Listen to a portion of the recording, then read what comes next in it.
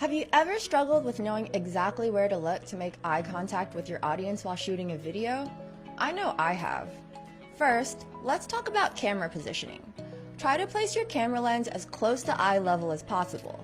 For me, that's getting it as close to the middle of the top of my laptop screen as I can.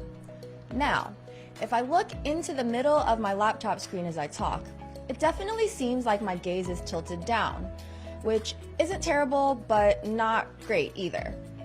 If I look directly into the camera lens, which is where I thought I should look for a really long time, it actually kind of looks like I'm gazing a little bit up and past the camera, which isn't ideal either.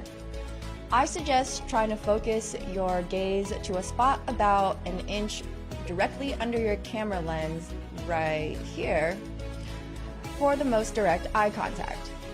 How's that? It's a subtle change that'll make all the difference in the world to the person watching your video. Give this a try and let us know how it works out.